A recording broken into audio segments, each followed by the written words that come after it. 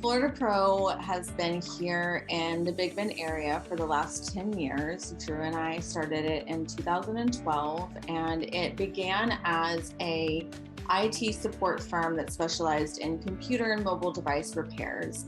We have since expanded into several different markets, and currently we are an IT firm that specializes in Apple technology, so we can repair and service any mobile or computer devices made by Apple, from AirPods and Apple Watches, iPads, all the way up to iMacs.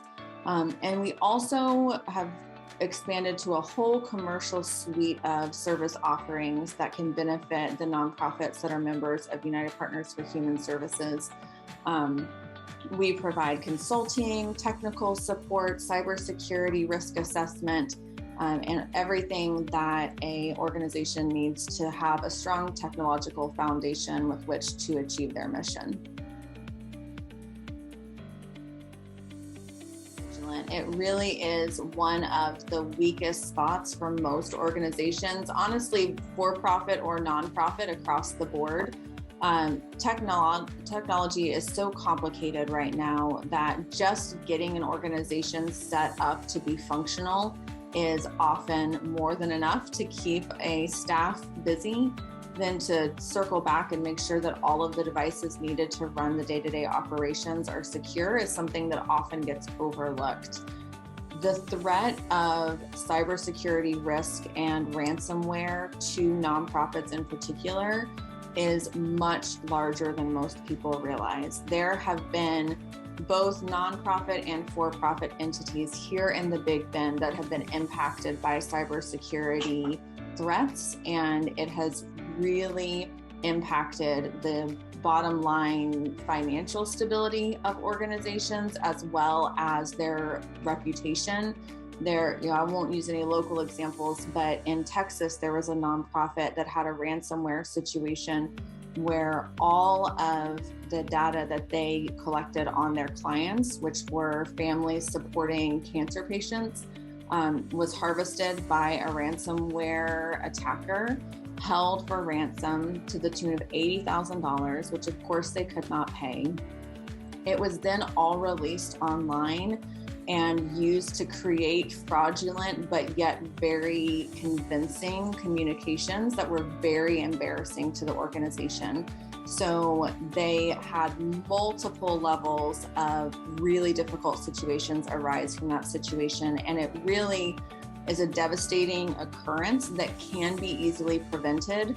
The prevention and protection measures are not as complicated as they often seem at first glance. And so we encourage all nonprofits to just take a moment to assess the risk level. We're always happy to help with a consultation, and just simple things like making sure that your passwords are sophisticated, making sure that you have two-factor authentication on your Google Drive or OneDrive, making sure that all of your organization devices are running current, paid, and updated ransomware and virus protection software. Just those three things: passwords, two-factor authentication, and virus protection software. Those three things alone can protect from the vast majority of attacks.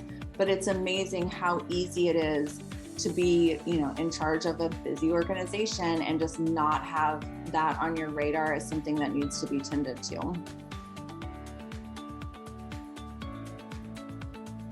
Well, one of the things that I want to make sure that everyone in the nonprofit community knows about us is that we are huge advocates of technological equity. As everyone knows, Apple products are higher end devices, which with, of course, a corresponding price point. And so it's just not in the budget of many nonprofits to be using Apple software or hardware. If that is the case and you have the need for Apple technology in your organization, reach out to us. We can sometimes find different opportunities to solicit device donations from some of our other for-profit clients. It's been a joy to provide some of our youth-serving organizations with fleets of iPads from other local schools in the area that are transitioning, to different kinds of devices for their students. We love to make sure that nonprofits with small budgets still have access to the high quality technology that they need to serve their clients well. So, it's not really a service that we offer, but it's just the heart of our mission and commitment for the community that we want everyone to know about. We hold the contract with Apple to do all warranty repairs for Apple devices here in the Big Bend area. Before we started our business, people would have to go to Jacksonville to the closest Apple store. So we're always here to support anyone with any of their device support or repair that they need. One really exciting thing that we are branching into that I'd love for the UPHS members to know about is to be providing digital media consulting services. And that's something that I lead as one of the managing partners here at FloridaPro.